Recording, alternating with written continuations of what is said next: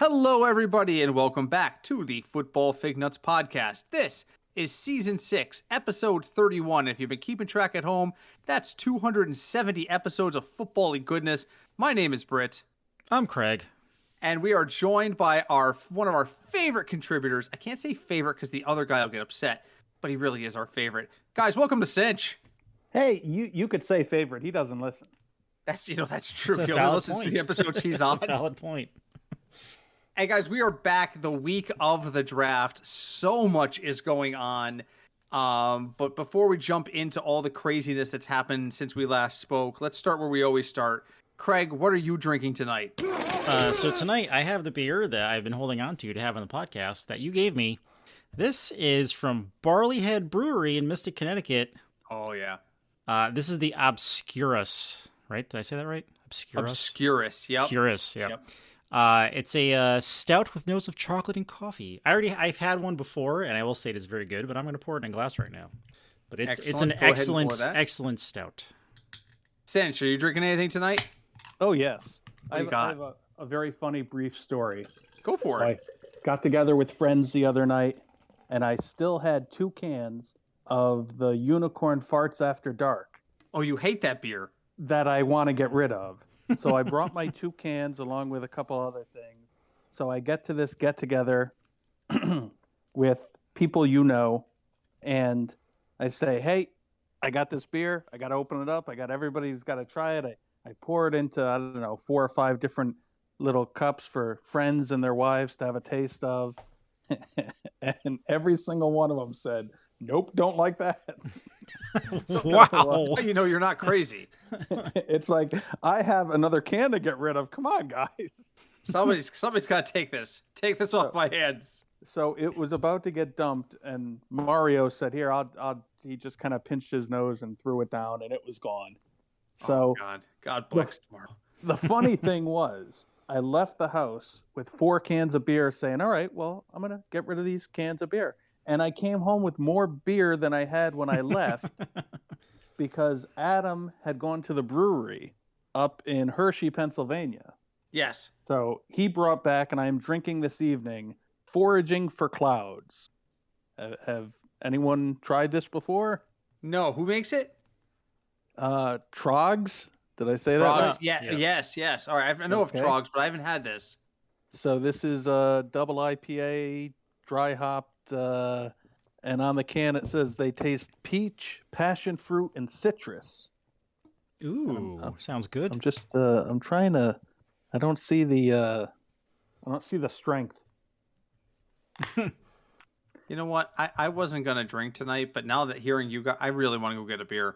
Go for it, man. I think I am. Talk amongst yourselves briefly. I'll be back in like under a minute. Wow, right. This is really good. And what do you like about it, or is it just good beer? Does it taste like anything to you? It tastes good. Right. I definitely get. Here's the thing: it has a full, foamy beer taste.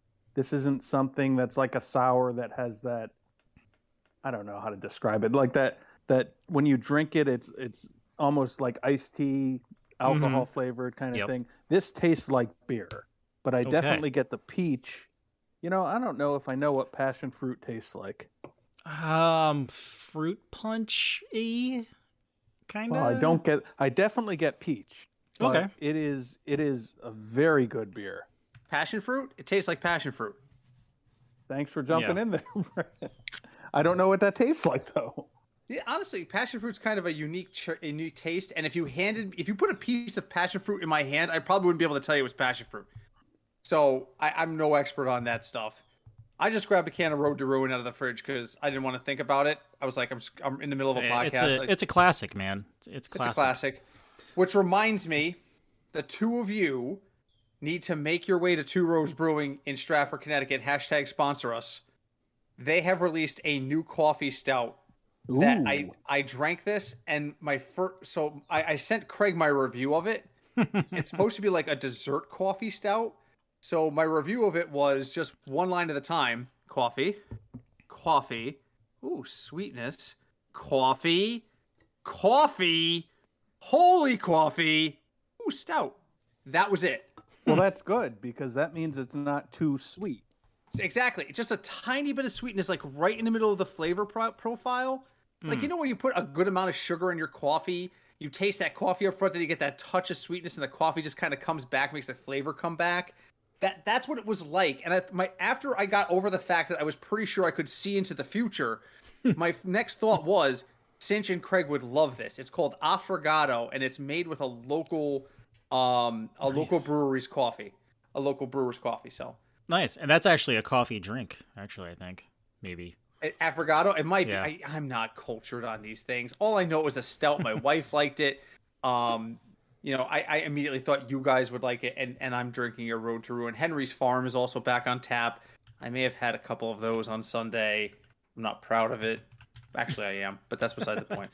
But yeah, Britt, next time I'm in Mystic, we're in Mystic. I'll have to go there or get more of their beer. It's literally in a basement in downtown Mystic, away from like the seaport and the museum and all that fun stuff.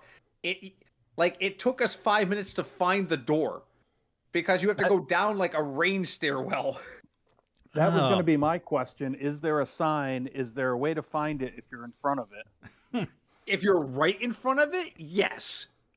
Oh, and all right. So really quick before we get started, that coffee drink, it's an Italian coffee drink, and what they do is they take a scoop of vanilla gelato or ice cream and then pour hot espresso over it. You know what? Christy did say she got taste of vanilla.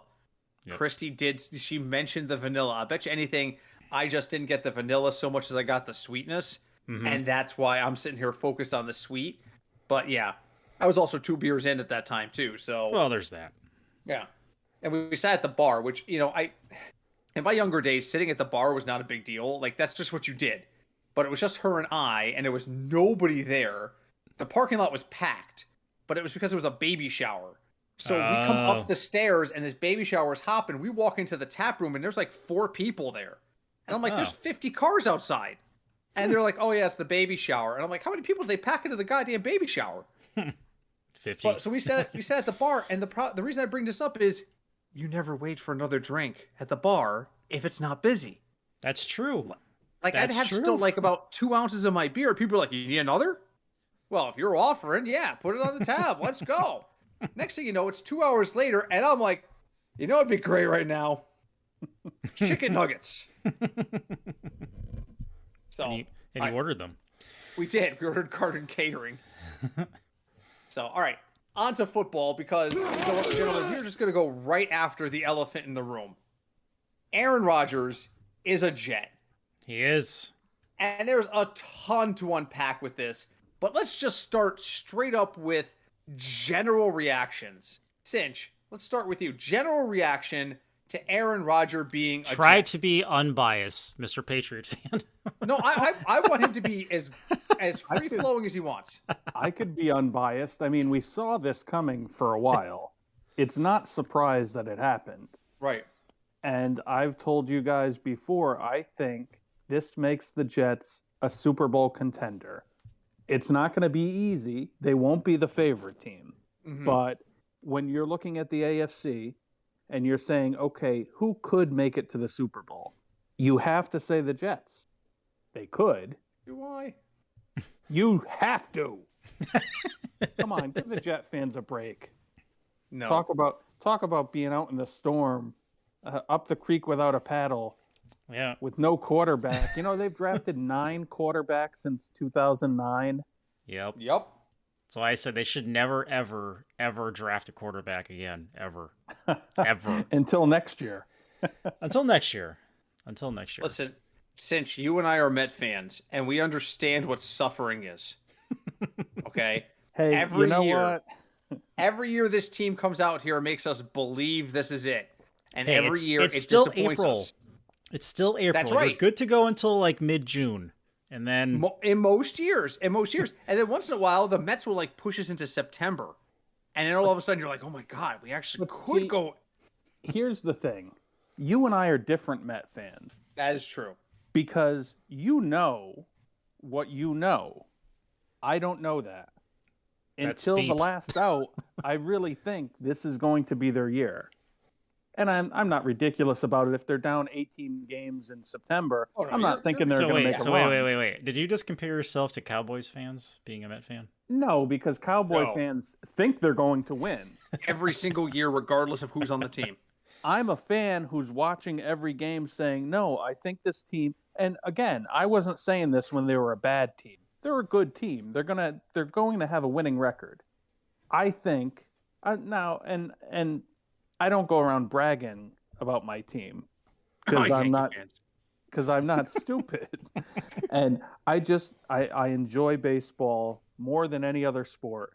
It was with me first. It'll be with me last. That's true.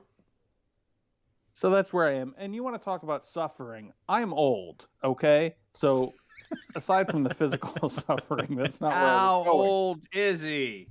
I'm still playing softball. I could tell you about suffering. I had one practice and I pulled something in my arm and I had to take like a week and a half off.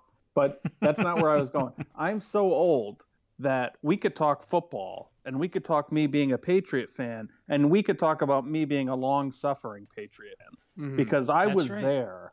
I was there back for the 1-win seasons, for the 3-win seasons. Yep. So I know suffering. I know that sense of, oh, there's no chance we're going to win today. There's no scenario. If the other team shows up and they have uniforms, they're going to beat us. I get it. Now I'm done. Now I'm going to drink my beer. I'll be. No, I hear you. But what I'm saying is, this team has disappointed so many times. It reminds me of being a Met fan, where there's been so many years where we thought this was going to be a really solid year, and then something happens, or they go on massive losing streaks, or they completely collapse in September. I feel like the Jets are the football equivalent of the New York Mets. I mean, it does. Their names do rhyme. And by the way, that blew the mind of our one Jet fan friend in common. I actually found an article that said that when the Jets rebranded to the Jets from the Titans, they actually thought it would be cool if the names rhymed because they were both the quote unquote second team in the New York market. And he was like, the Jets are not named for the Mets. No, that's bullshit. No. I'm like, here's the article. Here's the historian. Oh, by the way, here's the guy who worked for the Jets at the time who says it. And he was just like, no, this is bullshit. No, we are not named for the Mets. No, we're not. Okay. Dude, you go ahead and live in your fantasy world. Here, I'll hand you a MAGA hat. Make it official. But just, I don't think this moves the needle enough. And that's where I'm going to... So I want to get to Craig really quick. What's your first knee-jerk reaction? And then I have a follow-up for each of you. I've got a bunch of follow-ups on you guys. My knee-jerk reaction is because of their defense and the addition of Aaron Rodgers that they are likely going to win the AFC East. Even with Buffalo there. After the last 2 seasons with Buffalo, I don't know who they are anymore. I really don't. They've won the division 3 straight years. They have, but you saw last year, Stephon Diggs, they kept arguing with what's his face, their quarterback that my mind just blanked on. Mumbly Joe. What's his name? Quarterback? Yeah. Oh my God, I'm blanking. Josh Allen. Wow. Thank you. Whew. Jesus. Listen, folks. It's the off season. All right. It's the beer. It's the beer. Can I jump in? Sure. No. Wait for Craig. Finish your thought, and then Sinch jumps in. I just don't know who Buffalo is anymore, and I think they're starting to doubt themselves. And I don't. With Aaron Rodgers there, I don't see them having an easy time winning the division. Fair enough. Sinch, what do you got? I think you can't understate how weak the AFC East was last year and the last 3 years. You're talking about since Brady left, a Patriot team that is just, they're rudderless. They're not serious competition for the Bills. You've got the Dolphins with Tua and poor Tua. I don't even want to make jokes. The Tua and the concussion problem. So they were playing their second and sometimes third string quarterback, and the Jets had the worst quarterback in the league for the last couple of years. So the Bills, I'm not taking anything away from them, but when you look at the Jets defense, you look at the Jets offensive players, the only thing they were missing was a quarterback. And now that they have the quarterback, I think they're going to be better. I'm not saying they're going to win the division because I don't know. Maybe they will, maybe they won't. But Buffalo and the way Buffalo went out of the playoffs last year, I think they're at a turning point. If they don't change a little and do something different, I think you're going to see Buffalo drop down from being a team that wins 14 or 13 games a season to a team that wins 11 or 10 games a season. And, I think the thing that's going to be the Jets' downfall, I don't think Robert Saleh is a good coach. Mm-hmm. He hasn't really showed anything yet. I just think when it comes right down to it, there's going to be that key play in the game, the key plays in the game that you're going to hear Sunday night and Monday morning, everyone talking about what were they doing here? Why didn't they do that? Mm-hmm. So that's kind of where I want to go with this. So I'm just going to come out and say it. I don't think the Jets are a Super Bowl team here. I think I'm going to disagree with Sinch in that I think the AFC East is a lot more competitive than most people think. The Patriots not being a huge part of that, but making strides to become something like that. If Tua, and it's a huge if, it's a monumental if Tua stays unconcussed, Miami is for real. Buffalo may be on the way down, but they're still a 10-win team on the way down. And let's just remember, bad coaches with exceptional rosters do amazing things. And I say this all the time on this podcast. Barry Switzer has a Super Bowl ring.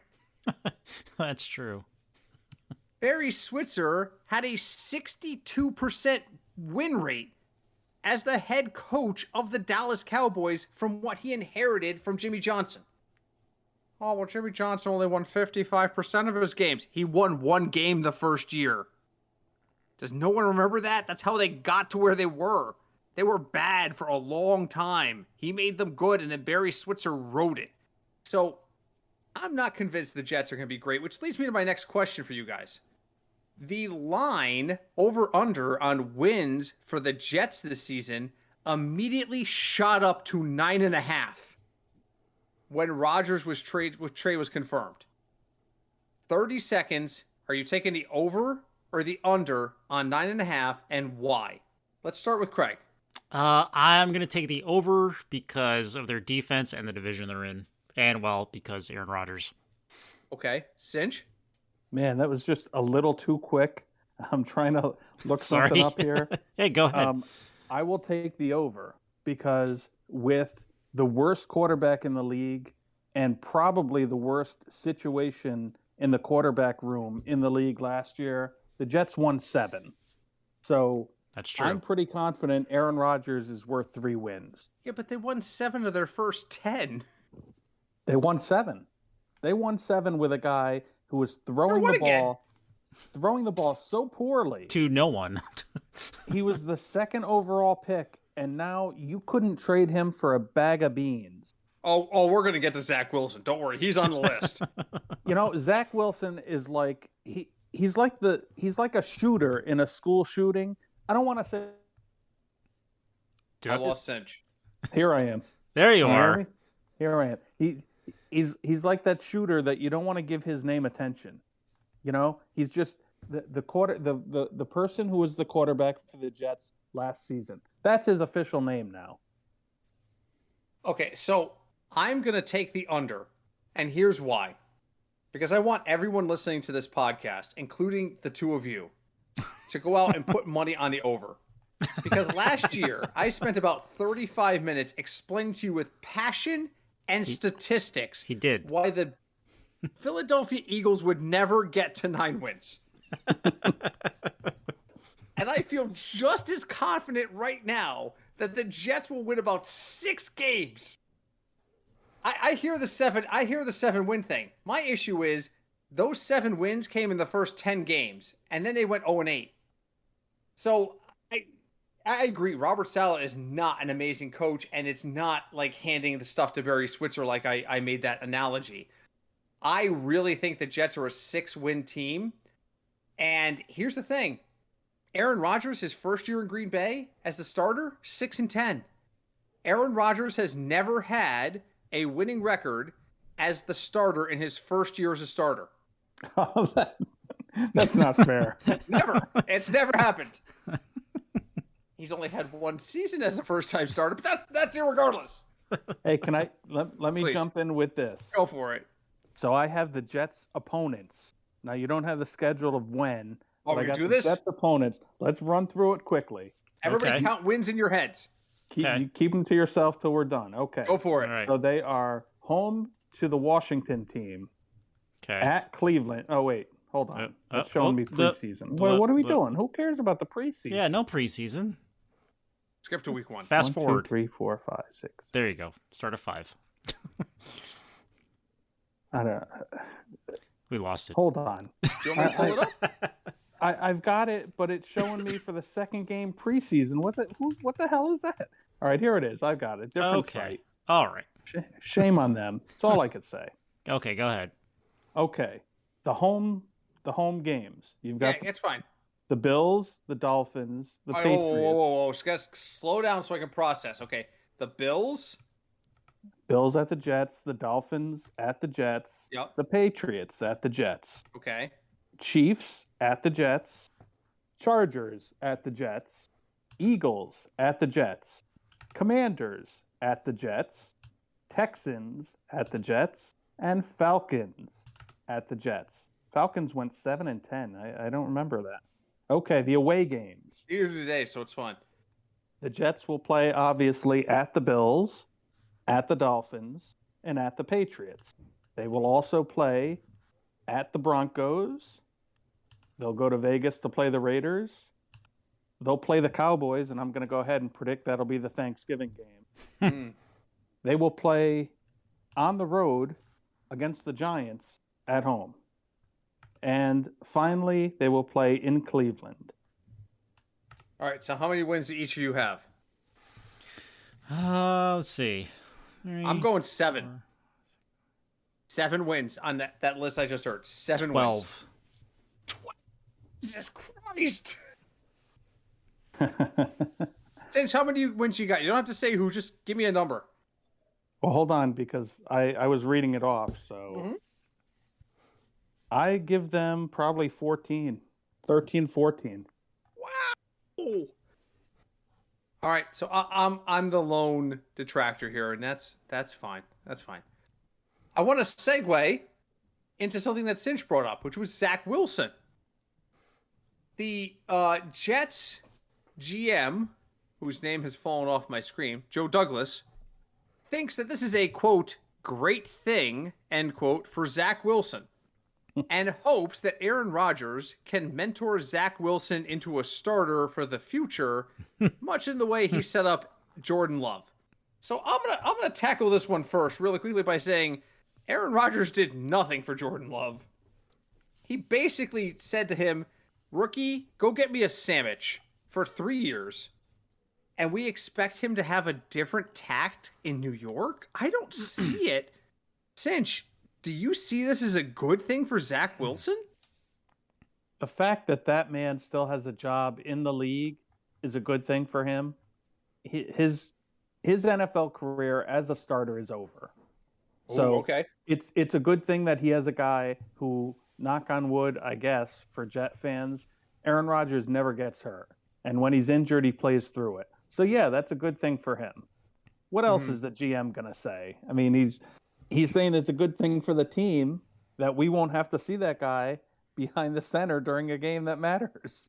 And, it's funny you bring that up because on NFL radio this morning, Solomon Wilcox was like, don't be shocked if the Packers select a quarterback in the mid to late rounds this year because you need to have the guy and you need to have the guy who could come in if the guy gets hurt.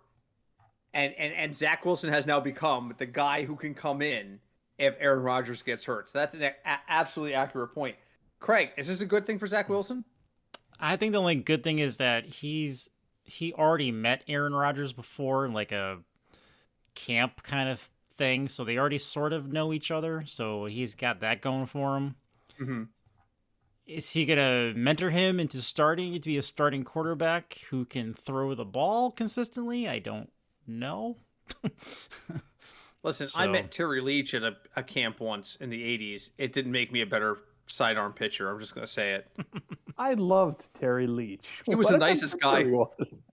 He was such a great pitcher. And he was the nicest guy. Like, seriously, I was at a training camp for, like, it was one of those things, like, that RC Cola sponsored. So it was a whole bunch of, like, sponsor brats. So they each had, like, 5 minutes with us. And I just decided, listen, when I get up there, I'm going to throw sidearm. Nobody else was throwing sidearm.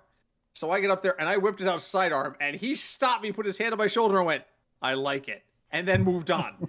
And I was like, he did not touch a single other kid at this freaking camp. He stopped me because I went sidearm. By the way, I threw a perfect strike at about 12 miles an hour, but nice. It was 12. I'd never thrown sidearm before. I had no idea what I was doing. I was just like, "Oh my God, he caught it." He was like, "Nice job." I was like, "Oh, okay, thank you. You're Terry Leach. Awesome." One of my personal favorites. Terry Leach went 11-1 for the Mets in 1987. Oh my God, and he won like his first 8 starts. I remember that. 3.22 ERA. And back in those days, the newspaper would just rank people based on wins. So for like 3/4 of the season, according to the newspaper, the best pitcher in the National League was Terry Leach because he had the best win percentage. And it was bizarre. Now it's like all these metrics. Oh, it's win percentage and whip and all that. Now back then it was how many wins you got. And Terry Leach had 8. And people were like, "Oh my God, Terry Leach is the top pitcher in the NL. Look at that. Fuck that shit." Anyway, all right, Terry Leach, there's your deep reference for the night. All right, so continuing with the Aaron Rodgers episode. There are people around the league thrilled that Aaron Rodgers is going to be a Jet. Among them is Bradley Chubb, who described the opportunity to play him twice a year as, "I'm excited." Should teams in the AFC East, we just had to spend a long time on the AFC's other teams. Should the AFC East's other teams be looking at this as making the Jets making such a major move that they're concerned? Let's go to Sinch. Yes, they should be concerned because, like we said before, the Jets could very well win the division. See, I just don't see it. Bradley Chubb what are you going to say? He's one of these athletes that, his job is to run head first as fast as he can into another really big guy who's running head first at him as fast as he can. So when it comes to his intelligent opinions, I'll look elsewhere. Wow, Craig. Honestly, I think they should be kind of concerned because for the longest time ever, and I understand this being a Bengals fan, like the Jets were like the pushover in the AFC East, and I don't think they are anymore. So you guys are giving them a lot more credit than I will. You know what? Their defense was so good last year. And like Sinch said, they were missing a quarterback. Because, listen, Zach Wilson cost them like 4 games. Like, he personally cost them 4 games for his atrocious playing. I can't argue with that. So, Aaron Rodgers, like Sinch said before, is worth 3 or 4 wins just by himself. So, okay. So, yeah. Now, Brett, what do you think, Brett? About what? Which part of this? Because I've just been kind of herding cats tonight because that's the kind of mood I'm in, but that's okay. And I have 2 really great experts on the phone tonight, so why would I have to have an opinion? All right, so here's my question then. Yeah, go for it. So the Chiefs are defending champions, and yes, don't forget it. Everyone is still going to think the Chiefs are going to be there in the end, as well as the Bengals, and everyone says the Bills will be there too. Okay. So my question to you is, if you had to pick a 4th team, because there will be 2 games in the AFC playoffs, I named 3 teams. Who would you pick as the 4th team that you think will be there? Oh, I think personally that team's coming out of the woodwork. I really do. I think every year we see a team that no one expects to do good to actually come out of the woodwork, which is what everybody. And again, everybody's riding the Jets right now, which is why I'm kind of like, oh no, I've seen this story before. I don't know about this. But like, if I'm looking around the league in my head, it could be Miami, it could be San Diego, it could be Baltimore. I've got your answer, and you haven't named it yet. Go for it. The Jacksonville Jags. That's what I was going to say. That's a great one. That's a great one. They've got Calvin Ridley added on to what they had last year. plus they will have whatever they draft. And we really need to hit on this whole gambling on the NFL suspension thing. That's fine. Let's go there next because I'm done talking about Aaron Rodgers. I've already talked more about Aaron Rodgers than I wanted to all season in the last 30 minutes. So, Sinch, I'll be honest. I heard about the suspensions. I saw the releases. I haven't followed that closely. Cinch, why don't you fill us in on exactly what happened in Detroit? Okay, well, I don't have the players' names handy because I just don't. So here's the thing. You had, I believe it was 6 players. One is a Washington Commander, and the other guys are all Detroit Lions players. Right. There are, I believe, 3 or 4 of them were suspended 6 games because they made a bet on either DraftKings or FanDuel while they were in the facility, not on football, but they were in the facility. So that means you get a 6-game suspension. And the other guys, they had placed a bet on football. So that's why these other guys that were involved are suspended for a year. Or, well, they say indefinitely, indefinitely, but that's got to be a year. The precedent was set. If the NFL is going to be partnered with FanDuel and DraftKings, and they're going to advertise in the stadium during the game on the boards all over the stadium, and they're going to advertise on TV, on the radio, constantly. And some stadiums have lounges you can bet in. Yes. Absolutely. I just, I think it's ridiculous. It comes down to the integrity of the game, which is what Solomon Wilcox was talking about. I listened to a lot of NFL channel in the morning this week, and Solomon Wilcox was like, integrity in the game is the only thing that keeps sports betting viable. And like you just pointed out, the NFL has a vested financial interest in keeping sports betting viable because companies are pouring cash into it. The problem is the moment you have anything that makes it look like you are not playing a game and you're actually using a predetermined outcome, your league is going to die. Does anybody else remember when there was that one NBA referee who was talking about point shaving? He was wrote like about book. a decade ago. No, he wrote 20 more years than that. ago. Well, it's been a long time, right? For a little while, every game that followed that was close on and had a call or a non-call, people were like, "Oh boy, here we go again." The NFL is absolutely worried about that intention, about that appearance, I should say. They're absolutely worried about the NBA. Absolutely rebounded and recovered because it was isolated to one guy, but there's a difference between 3 guys on a basketball court and an entire NFL officiating crew.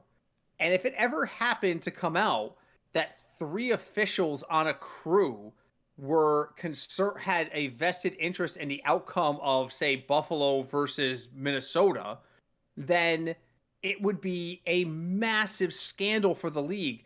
So I understand why they're taking it so seriously, but Cinch's point is still valid. You take it so seriously, but you still allow it to promote you. It's all about money again for the NFL. It drives me nuts, but it really is. Craig, what do you think? No, it definitely is. I think the problem the NFL has that we bring up a lot on this podcast is the NFL has selective morality. Oh my God, yeah. So it's really hard to say they're trying to keep the integrity of the game when there's so many ref questions constantly. But I think them now. I mean, exactly. What if we thought those refs were gambling on the games, kind of thing? I think that's where he was coming from when he made that comment. Right. So and I know that we had this discussion on our thread, and the source was saying how they want to protect the integrity of the game, but look how many, and he was, and I mentioned how the referees miss or calls or whatever, and he said, he mentioned that the refs would have to there's too much work involved, but for a referee, not really. All you have to do is make one call or not one call, and you change the entire game. And you do it early enough, nobody thinks about it. Exactly. So, but Cinch's point is valid too. At the same time, at what point do we sit there and say, okay, it's overkill? What you guys are doing is overkill. I mean, Quintez Cephas got released in this whole thing. So, and you know what? Look, they probably ended that guy's career. Oh yeah, he's not signing anywhere. Maybe he could pick up with a USFL team or the XFL. I just think that make it so they can't bet football. Mm-hmm. Make it so they can't bet their team. Maybe they could still bet NFL, but just not their team. Mm-hmm. I don't know. To me, it just seems. I don't. It just seems ridiculous. What are we doing? Yeah. I get it. I get the integrity. I mean, but you know what? You can't speak about how much integrity you have and then say DraftKings and FanDuel and the pregame show is nothing but who do you like stats. today? Who's going to score the most? Our DFS lineup for the day. It's on every single pregame show. Yep. Yeah. So you can't do all of that and then say, oh my God, this guy was playing with a DFS lineup in this league. We got to ban him for a year at least. And oh my God, he's going to have to get on hands and knees and beg the commissioner to come back in the league. And, you know, on top of that, one of the things Samuel Wilcox said is, and this is a conversation Craig and I had all the way back in episode 1, which is if we're drawing that line and saying the integrity of the game is at risk based on performance in relation to gambling sites, what about fantasy football? And Craig, you'll remember 6 years ago, we opened this podcast by saying we are never going to debate whether or not fantasy football constitutes gambling. It's not somewhere we're going to go. You can have your opinion. This is what we look at. And we still aren't debating it here, but the question continues to come up. Football players talk all the time about their goddamn fantasy teams. They do. All the time. And there's money involved there too. You're taking this hard line on somebody who bet a basketball game, but you're not taking a hard line when he's got a player on his team or on the opposition who could influence whether or not he wins a big money league. I mean, frickin' Fantasy Football World Championships is tens of thousands of dollars. Now, if you're making $1 million plus in the NFL, that's not really exactly a big thing, but there's still money on the line here. So why are we allowing one form of what people consider gambling and disallowing another? It's a viable question that the league just has not addressed. No, and I don't think they will. I mean, they just last season or this coming season, they just made, marijuana legal. So yeah. So yeah, I don't think the NFL is going to change. I think they're just going to, suspend people. Ignore the problem until everybody else does. That's what they've always done. Yeah, I mean, at least they're good at it. Ignore the problem until Will Smith makes a movie about it. Exactly. It's essentially what the NFL does. All right, guys, we're running out of time, but there's one more topic I really want to hit, and that is the fifth-year options literally within hours of each other for Joe Burrow and Justin Jefferson were exercised. Literally within hours, the Bengals said, we're keeping Burrow, and the Vikings said, we're keeping Jefferson. My question to each of you, which one is the bigger no-brainer? Sinch, bigger no-brainer, keeping Burrow or keeping Jefferson? Keeping Burrow. If you have a quarterback, that's all that matters. Okay, fair enough. And besides that, when it comes time to pay Burrow, that's when Cincinnati has to pay him. And they have to make him the highest paid quarterback in the league because he'll be the next guy up, and that's how it goes.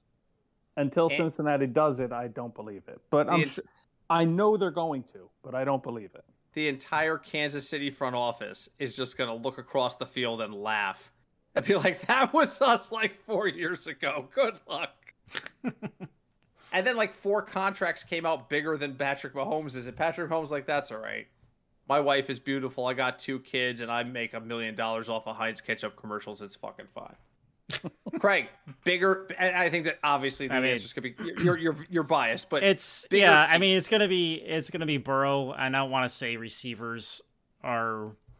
I don't want to say they're expendable, but they're more common than quarterbacks. Put it that way. I kind of agree. All right, final thoughts. Who wants to go first?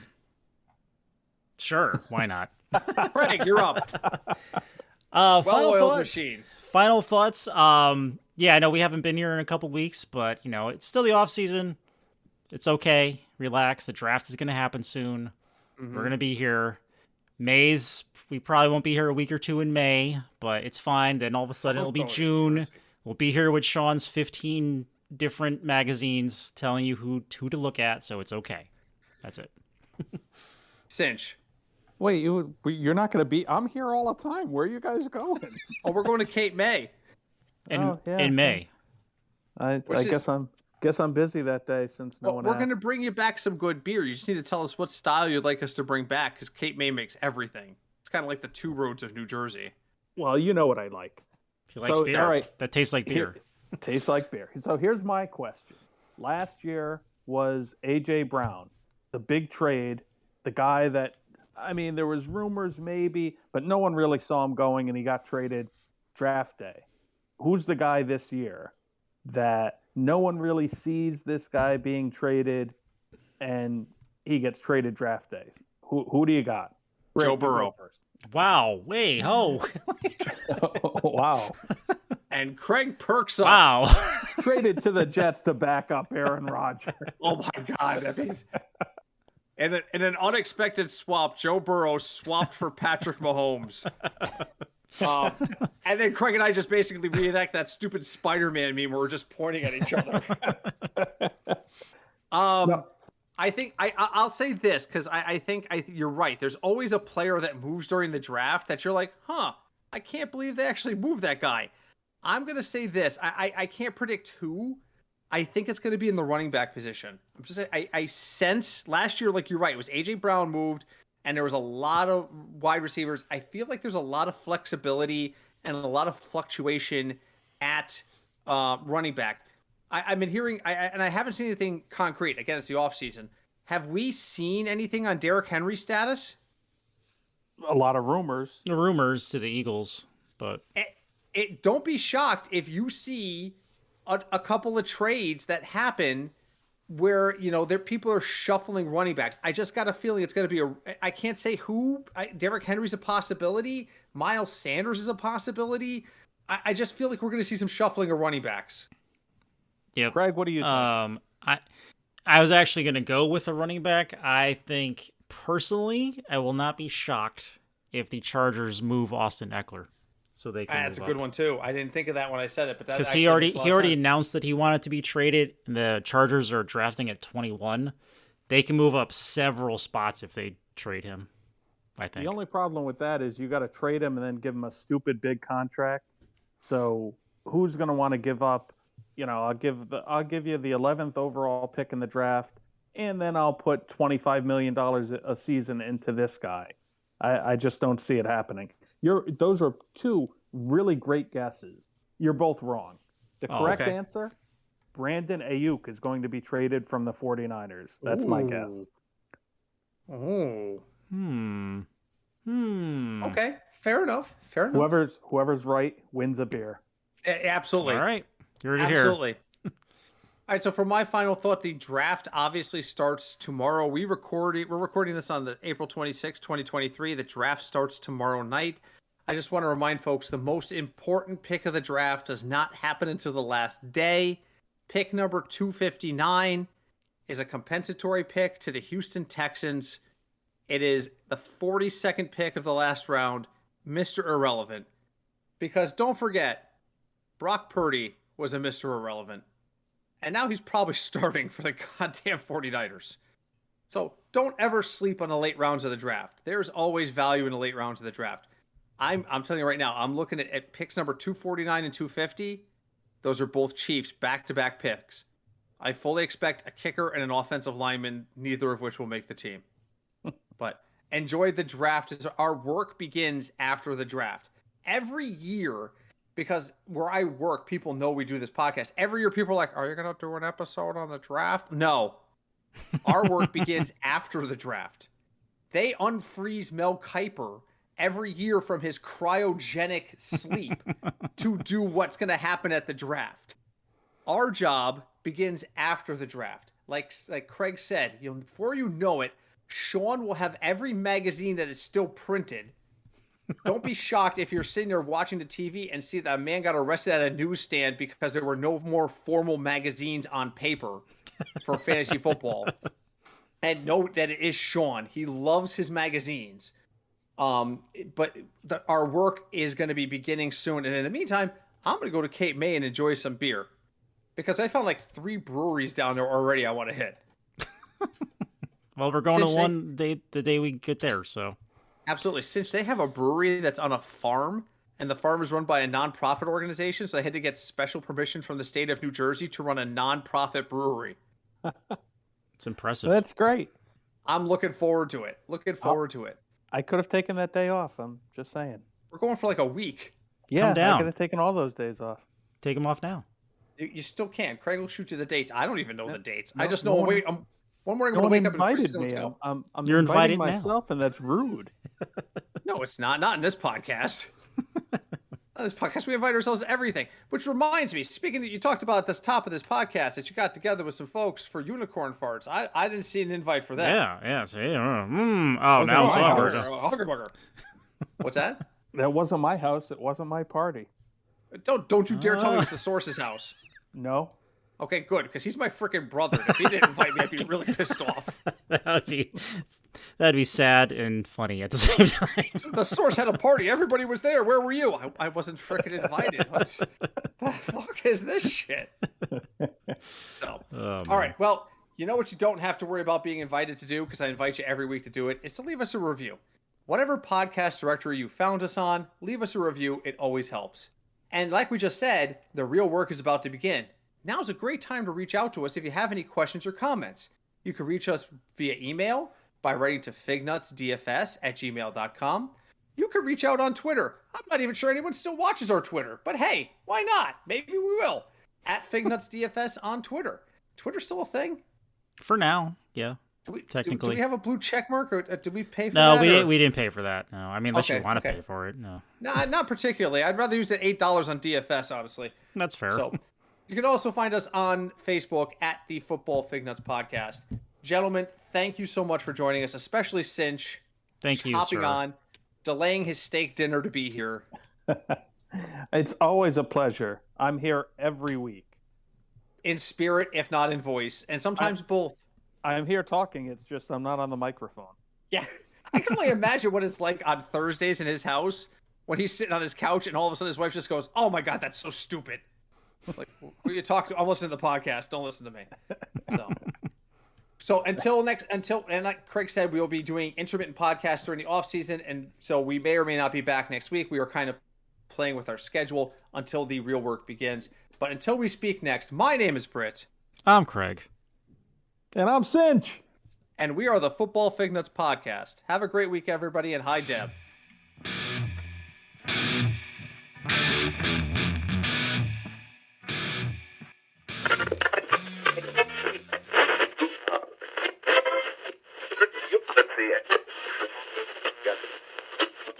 Welcome to Sinch in a Truck.